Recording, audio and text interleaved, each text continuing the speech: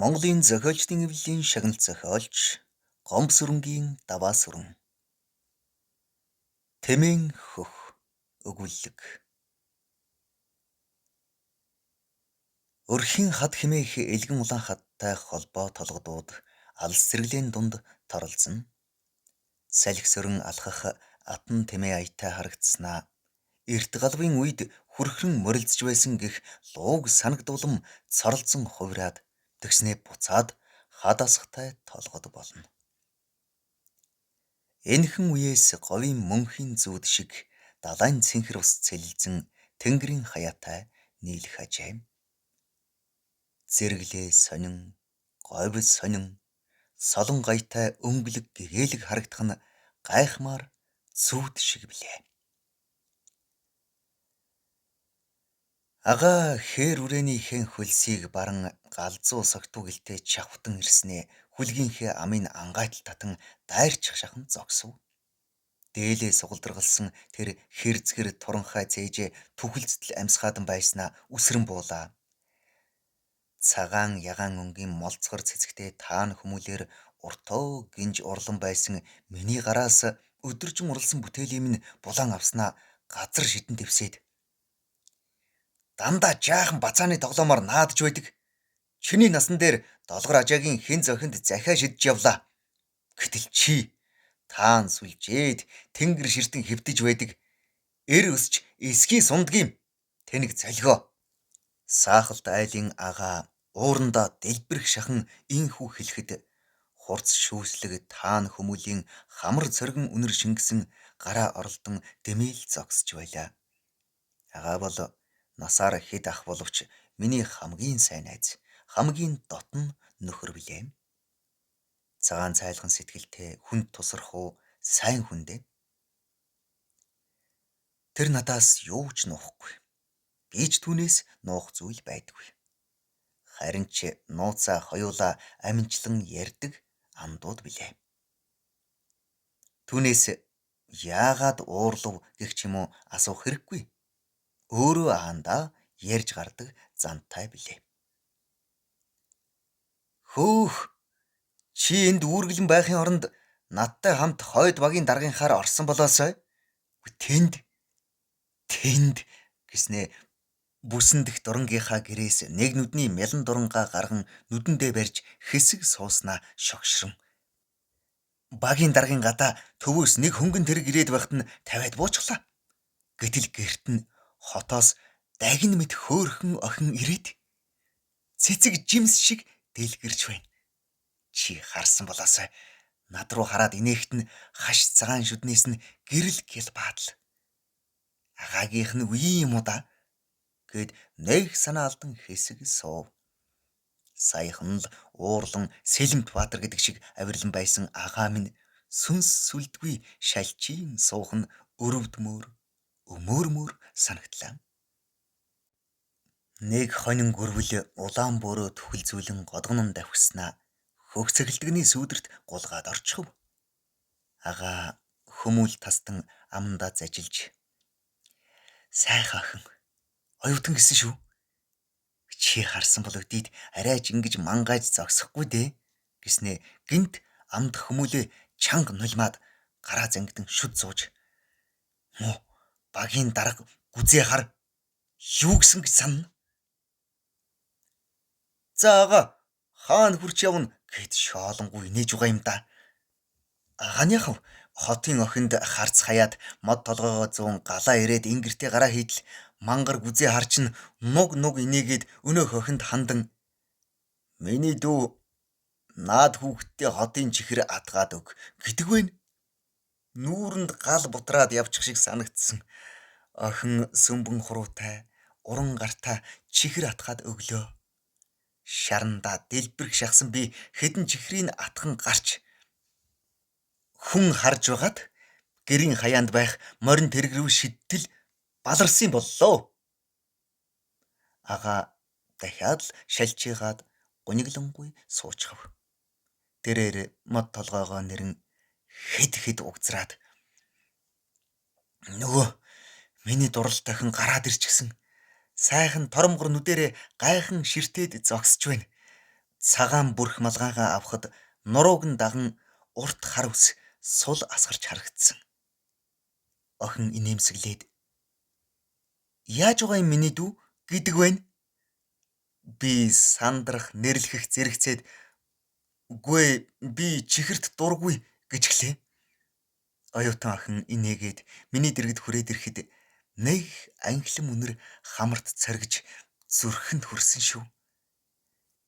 Агагийн минут гэрэлтэн сэргээд царай нь жаргалтай туяаран босоод ирлээ. Тэрээр бахтангүй гараа өргөн бид мордын шон уяа руу мөр зэрэгцээд хамт алгасан. Чамайг хэн гэдэг вэ гэж хотын охин асууж байна. Агаа гэдэг гэтэл охин тас инээгээд үсээ илэн нурууга хатайлгаж ямар сонин нэртэй юм бэ гэж байна. Тэгснээ гараа сунган намайг Сарангуй гэдэг. Хоёулаа танилцъя. Ангаа ухааны их сургуулийн оюутан гэж байна. Түүний булбрай зөөлөн гарыг би атгаад авлаа. Тэнгэрийн умдаг атгалаа л гэсэн үг. Сарангуй гараа зөөлөн татан авахд би түүнийг тавьмааргүй юм шиг л санагдсан. Чи чихэрт дургүй юм бол юунд дуртай юм бэ гэж Сарангуй урт сормосоо анивчин асуулаа. Агаа нь балмагдаад тэмээн хөх гэж хэлээ. Охин хайр булаам инээгээд тэмээн хөх гинэ хаана байдгийг юу байдгийг гэд чин үннээсээ сонирхоод зогсчихлоо. Манай говьд ургадаг ургамал говийн амтад газрын сүүн өрмөлөг гэсэн үг. Ховор ургадаг юм аа гэлээ. Гэтэл Сарангуй миний гараас атгаад чамд олдох уу? Би идэж үзмээр байна гэж байна. Би ч баярлсан гэж ихтэйхэн олдноо. Би чамд заавал түүж өгнө. Атх дүүрэн аваад ирье. Гэтэл охин баярлан дороо дэвцэн алгаа ташаад энд үнсдэг байна. Агаа хацраа дарж үзүүлэхэд царай нь чихээ хүртэл час улайж байв. Хотын охид галзуу гэдэг үний юм да. Гэнт агагийн царай хэлгэнэн уурсаад гэтэл муу багийн дарга гүзээ хар гэрийнхээ хаалгаар цухын хой сараа наад хүүхдээ явуулаач наранд битгий тэнэд бай. Наа царай чинь борлж гүйцэн шүү гэж бархирдаг байгаа.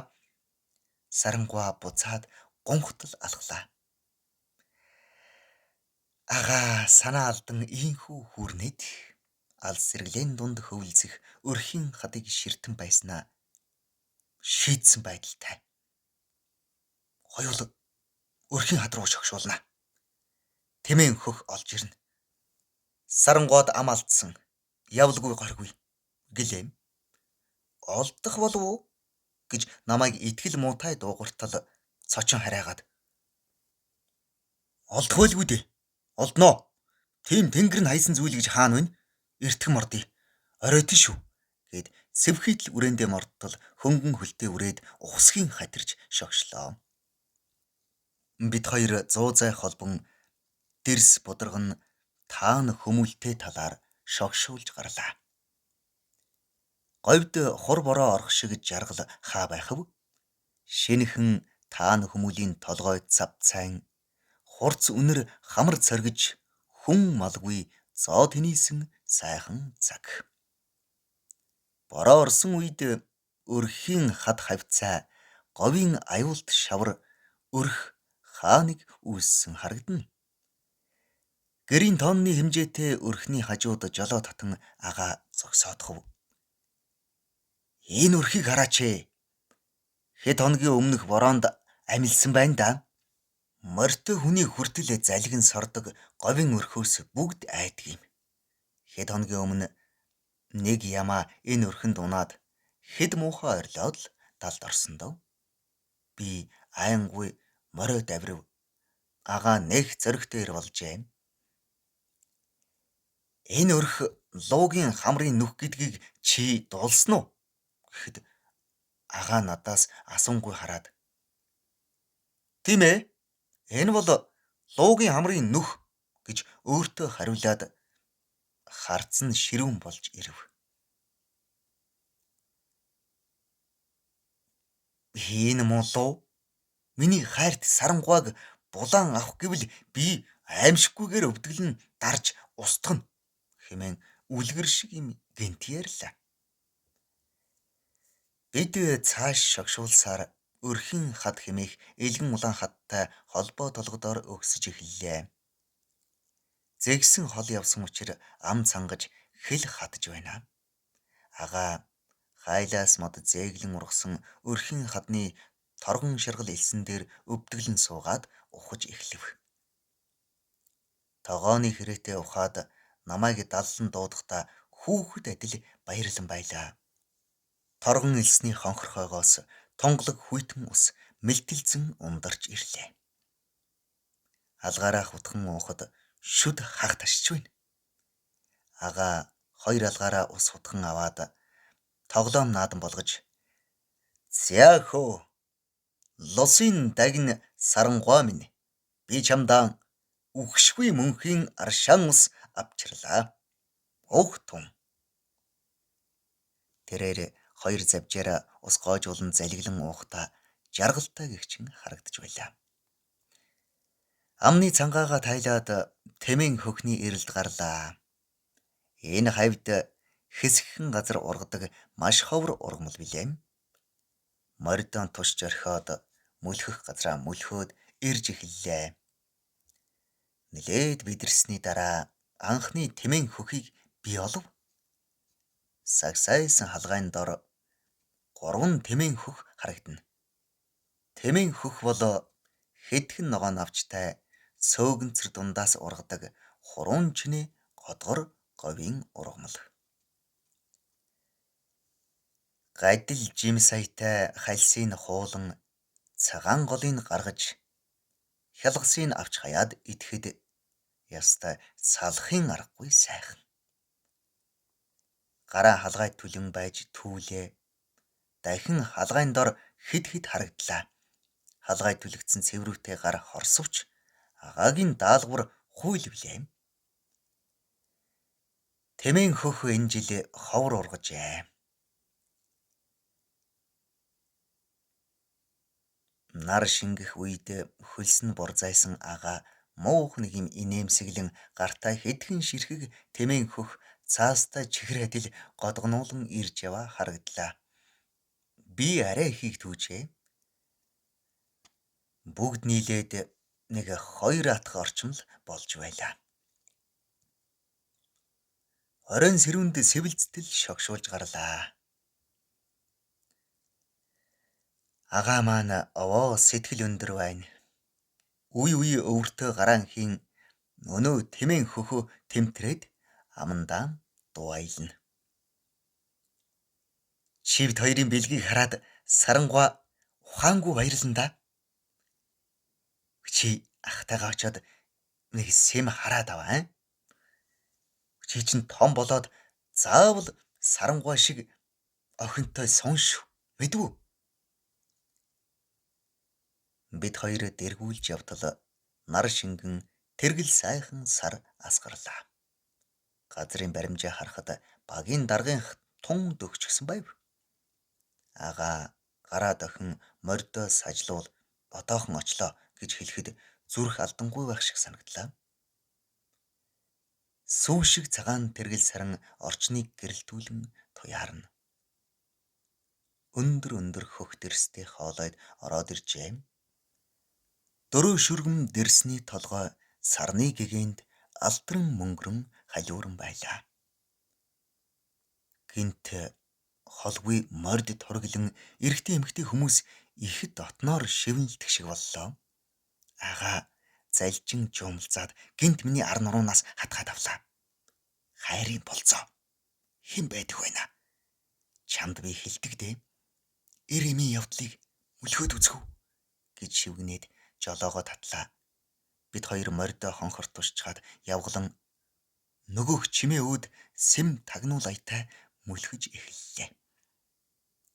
Агаа зоригжуулан урд давшиж Араас нь зүр хамаараа гарах шахсан би мүлхэж байлаа. Гинт хөхт ирсний үнрээс өөр хамар цоригсон нэг ангилам үнэр ханхалж бүсгүй хүний дуу алдам сэтгэл гжигдсэн янаг дотн чимээ дэрэгдээс дуултлаа. Яг дээрээс нь ороод иржээ. Хөхд ирсний завсраар сарны сүүн цагаан гэгэнд бомбон аяга мэт сэрийсэн хоёр хөх бүсгүй хүний нүцгэн бий үзэгдэхэд би ухаан балардгүй гэмээр нүдэ анин доошоо тугтаав. Амьдралдаа анх удаа нүцгэн эмэгтэй хүнийг харсан нь энэ. Нүдэ хүчлэн нээж дахин хартал уртд задгай үстэй ёр бусын гоо нүцгэн бүсгүйг нэгэн том хэр халахлан өндийгөөд нарийн бэлхүүсээр тэврэн өвсөн дээр дараад авлаа. Хамаг би халуун оргин нүдэ дахин тас анин байснаа нэг нүдэрээ агааг хартал тэр чимээгүй. Нүд дүүрэн нулимстай сууж байдаг байна. Бид хоёр буцаад шалгуухан мүлхлөө. Ахаа согтуу хүн аятай говьлон явсаар үрээндээ мордон гинт пархийлгэн давхилаа. Айн цочирдсан би хойноос нь алдахгүй хичээн мориндоо ташуургэн хөөв. Ага хадуурсан мэт хэсэг давхиулаад хээр тал дунд мориноосоо бууж байна. Би учрыг олсонгүй дэмийл айнгуй дөхөж очлоо. Аха үрээнийхээ толгойг тэврээд хүнгэнтэл уйлж зогсно. Дал мөрөн чичирхийлэн бүр ихэр татан уйлж хээр үрээ эзнээ ойлгох мэт тэргүүн гудайжээ.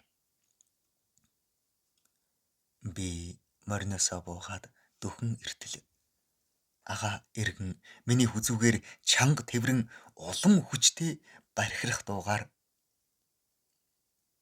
сарны гэрэлд сарангуй байна. Тэр яг мөн би танилгүй ах. Сарангуй минь байна шүү дээ хэмээн хахаж цацан өглөн хэнгэнтэл уйлж байлаа. Агаага өрөвдсөн би мөн л усан нүдлэн түүний халуун нулимсыг хуруугаараа арчиж өгөөд миний ага тэр мө хотын оюутанг тоохгүй. Тэр мө сарангуйг тоохгүй хэмээн амандаа шивгэнэн байлаа. Зохилогдсон Гомцөрөнгийн даваа сүрэн уншсан Эрхэнбаярын Баддорж.